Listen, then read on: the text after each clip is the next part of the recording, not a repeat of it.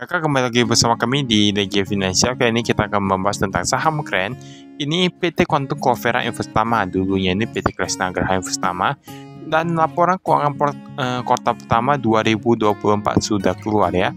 Kita lihat di sini seperti biasa ada direktur utamanya yaitu Budi Santoso Asmadi, kemudian direktur yaitu Indra Hidayat. Untuk alamat kantor mereka ada di PT Quantum Covera Investama di Jalan Jenderal Sudirman di Jakarta. Jadi ini place SCBD ya, di Jalan Jenderal Sudirman Tower B. Kalau kita lihat di sini harga sahamnya ini memang agak turun ke titik terendah di bawah 10, dan dia ini kalau kita lihat laporan keuangannya ini satuan penuh dan dalam bentuk rupiah. Kas dan setara kasnya ini agak sedikit meningkat dari 267 miliar menjadi 275 miliar. Kita lihat investasi lainnya oke. Ini agak cukup oke.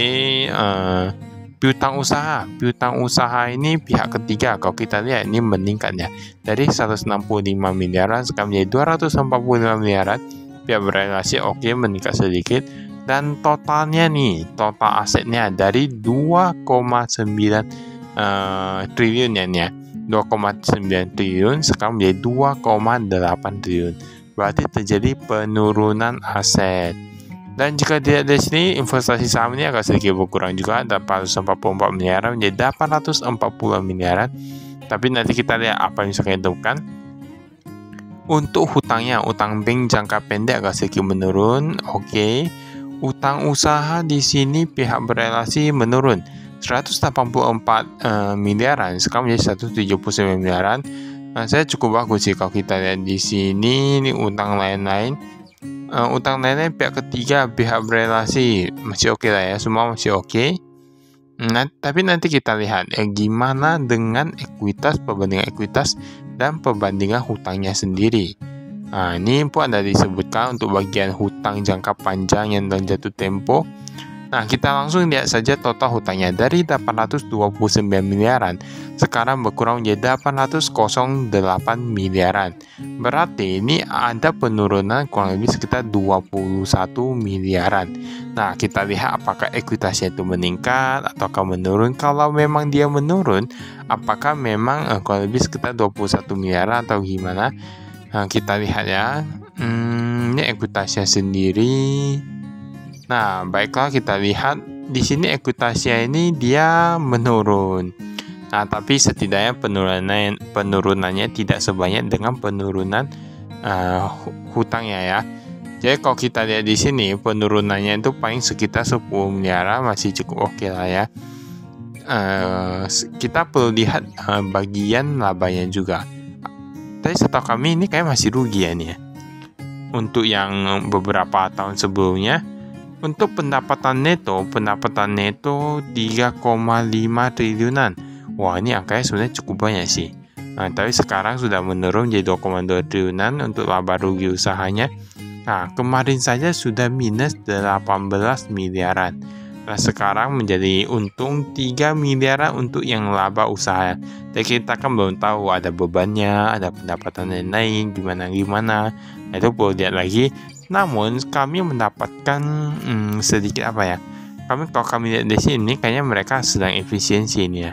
Pendapatan keuangan sendiri ini agak sedikit berkurang. Mereka ada laba atas pelepasan entitas anak. Ada pelepasan entitas anak ya, 300 jutaan. Realisasi atas EGLS. Nah, ini apa nih? 9 jutaan. Kemudian nih ada rugi selisih kru sekitar 4 miliaran. Kok bisa ya? Rugi selisih kurs, karena setahu kami rata-rata perusahaan itu untuk yang selisih kurs itu rata-rata untung, tapi ini nggak tahu ini bisa rugi. Dan di sini ada disebutkan ini laba rugi kepada entitas itu masih rugi sekitar 10 miliaran. Tapi setidaknya sudah berkurang dari tahun lalu. Tahun lalu itu sekitar 29 miliaran ruginya. Sekarang ruginya menjadi hanya sekitar 10 miliaran. Berarti setidaknya mereka ada peningkatan prospek. Nah, ini ada peningkatan kinerja masih cukup oke lah ya kalau kita bilang.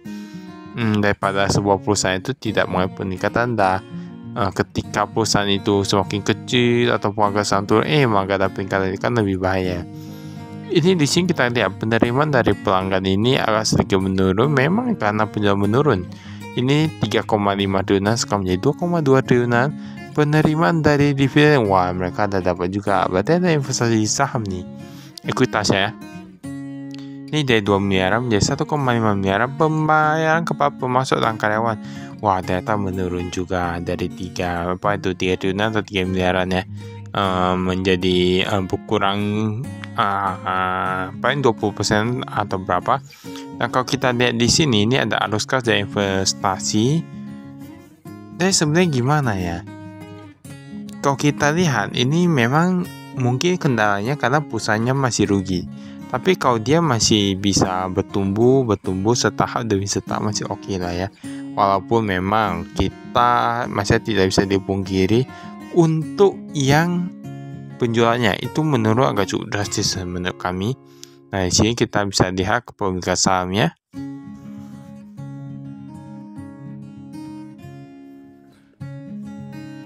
Lihat tepatnya di mana mereka berinvestasi dan lain-lain.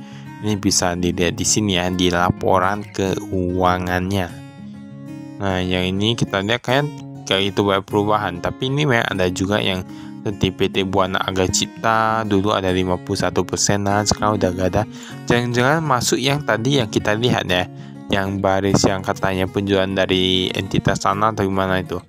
Nah, jangan masuk ke sana. Dan di sini ada disebutkan juga ini PT Media Karya Nusantara. Dulu ada sekitar 35%-an, sekarang udah jadi gak ada, tapi is oke lah ya. Nah, nanti kita lihat apa yang bisa kita temukan di sini. Ini kita perbesar dulu.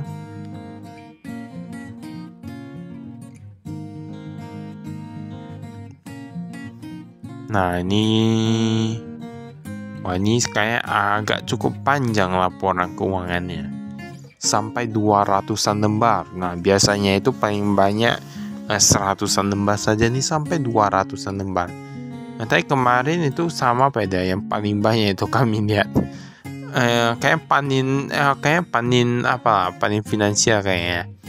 Yang itu agak panjang juga ya, kayak lebih panjang dari sini, tapi gak tahu juga. Ini kita lihat.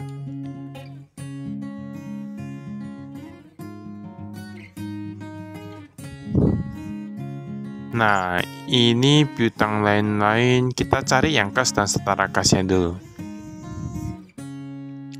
Nah, ini ada kas dan setara kas. Kita lihat mata uang Singapura ini meningkat sekitar 3 jutaan. Sebenarnya gak gitu banyak ya. Agak cukup kecil. Untuk yang rupiah oke lah, dia menurun juga dari 11 miliaran menjadi 10 miliaran.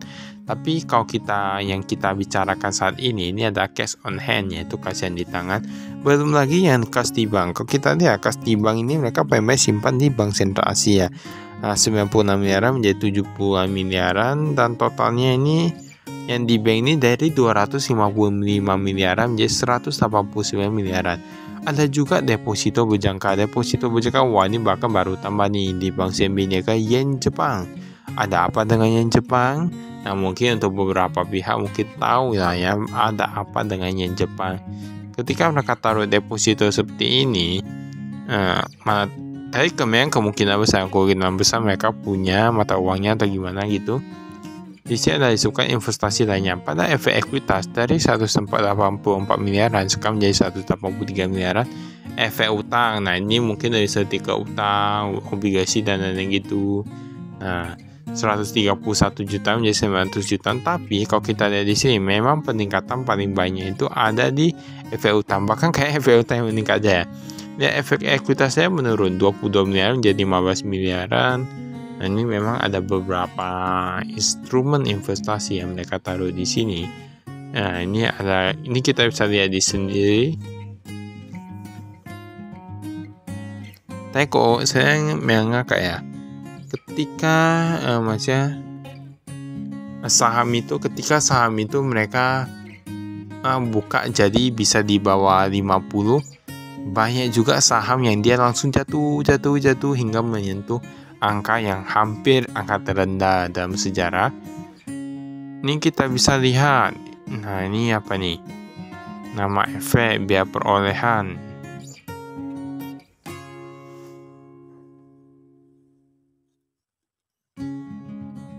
Ini ada piutang usahanya. Kalau kita lihat piutang atas pendapatan teknologi dan digital ini sedikit meningkat. Saya meningkat banyak sih, dari 152 miliar menjadi 200 miliaran. Lalu ada pihak berelasi piutang teknologi juga hampir sama, tapi nanti kita lihat kayak ada lagi ya nih ya. Nah, rincian umur piutang. Jika dia dari sini, ini memang ada mengalami penurunan yang lebih dari 3 bulan. Tetapi jika dilihat dari keseluruhan, sebenarnya masih tergolong tinggi sih. Walaupun yang berjatuh tempo dari 134 miliaran menjadi 188 miliaran. Tetapi setidaknya kalau kita lihat di sini memang gimana ya, ini agak sedikit berkurang. Tapi jualnya masih banyak, 81 miliaran. Nah, kenapa itu bisa terjadi? Itulah yang perlu diselidiki. Itu berasal dari mana? Pihak ketiga, pihak berelasi. Nah, lalu di sini ada disebutkan untuk persediaan. Kalau kita lihat di sini, persediaan yang meningkat itu kayaknya hanya yang kendaraan listrik dan suku cadang. Nah, ini meningkat karena memang tahu pasar kedepannya bakal tinggi, atau memang karena masnya mau fokus atau gimana gitu lah ya. Ini uang muka jangka panjang. Karena memang kan kita misalnya beli sesuatu, nah ini tambah aja untuk jaga-jaga kan bisa kayak gitu. Ini uang muka jangka pendek. Ada pembelian persediaan 179 miliaran dari 188 miliaran. Investasi saham, oke, hampir sama. Nah, ini semua perlu apa sih? Uang muka untuk investasi film. Nah, ini mereka ada sekitar 8 miliaran nih.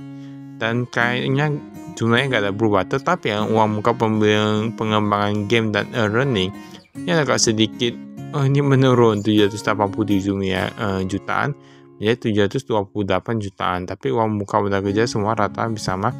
Ternyata mereka ada uang muka untuk investasi film dan pengembangan game and earning.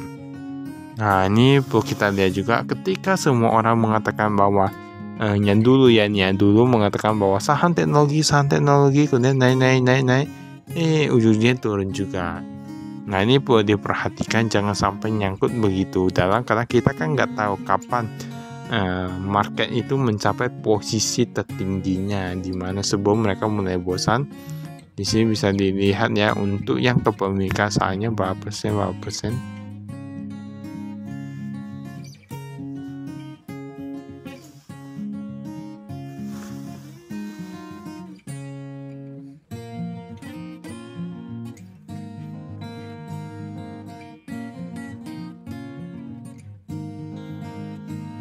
Nah, ini kita lihat di sini. Ini bakal ada kepemilikan di Bursa Efek Indonesia ini ya. Peringkat Efek Indonesia dan KSEI. Nih, ini bukan apa nih ya. Ini ada disebutkan ya, investasi saham. Nah, investasi saham bahkan mereka ada di Maxmo Pay di Singapura. Wah, ini entah mengapa sahamnya bisa turun ya.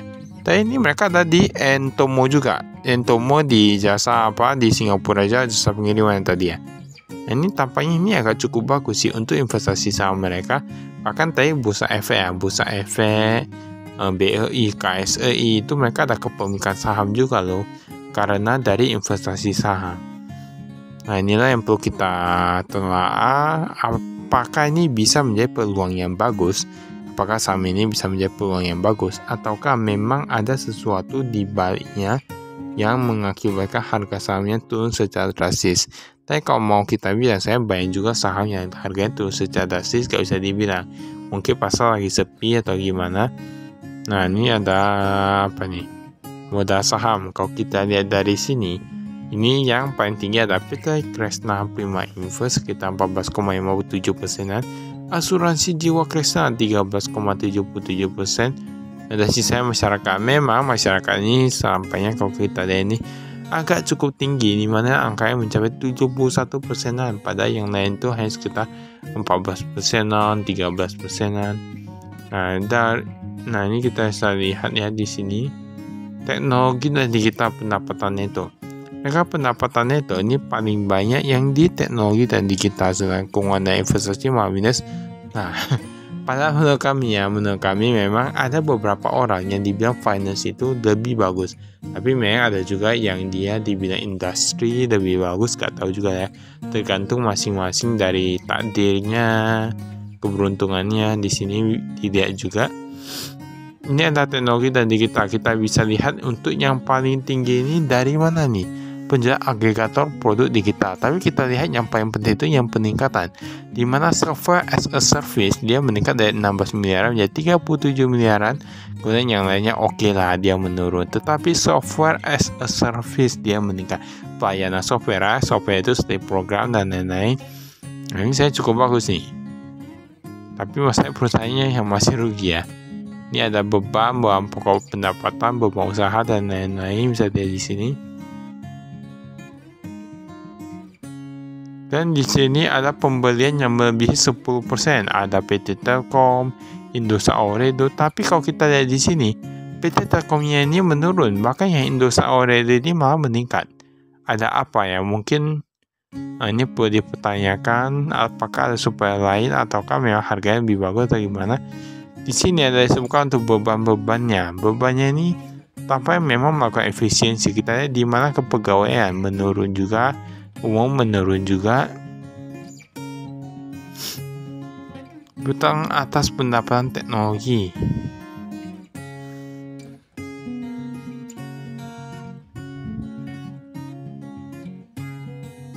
Yang ini kita skip. Maka itu saya kami sekian dan terima kasih saya investasi.